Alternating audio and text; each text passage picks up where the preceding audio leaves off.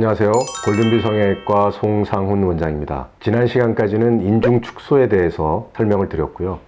오늘은 입꼬리 성형에 대해서 설명을 드리도록 하겠습니다.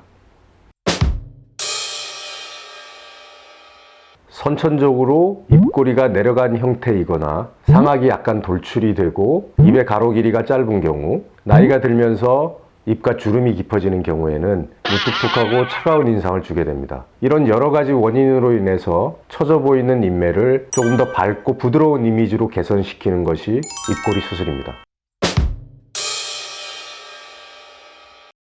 입꼬리 수술은 입꼬리 외 상부의 피부를 삼각형으로 제거를 하고요. 입꼬리 내리는 근육을 약화시킨 다음에 입꼬리 점막을 새로운 입꼬리로 당겨서 봉합하는 수술입니다.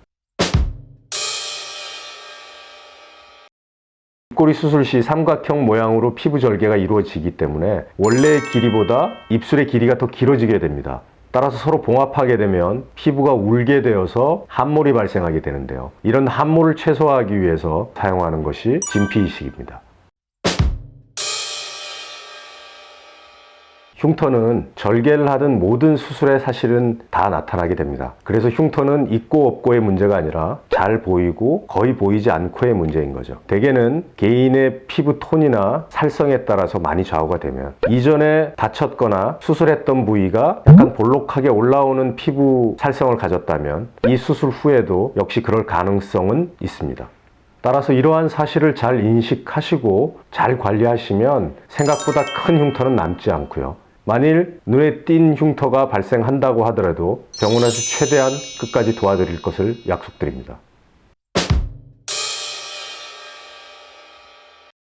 저희 골든뷰 성형외과에서는 실밥을 뽑고 일주일 후부터, 대개는 2주차가 되겠죠. 그때부터 흉터 관리를 시작합니다. 그때 1차 레이저를 시행하고 이후 한 달 간격으로 여러 차례 레이저와 현재 상태에 대한 파악 등이 이루어지기 위해서 방문해 주시는 것이 좋습니다.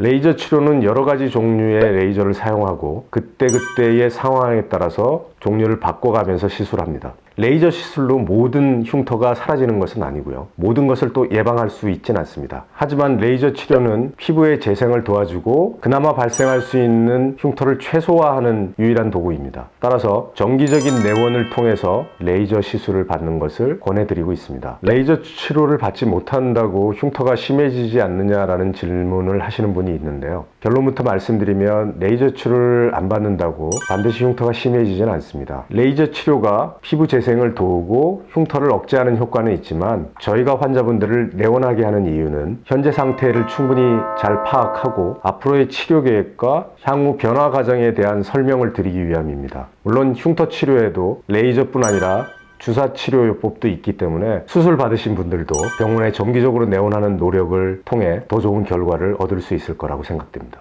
지성 피부라고 해서 무조건 흉터가 크게 남지는 않습니다. 물론 피부가 좀 두껍거나 피지 분비가 좀 왕성하거나 모공이 넓은 경우에 다른 사람보다는 더 흉터가 남을 가능성은 있습니다. 하지만 미리 피지 억제제 등의 약물을 복용한다든가 수술하고 나서 철저하게 피지 관리나 흉터 관리 등을 잘 하신다면 생각보다 흉터가 심하지 않을 수 있기 때문에 정기적으로 병원에 내원하셔서 현재 상태를 계속 체크하시는 것이 중요합니다.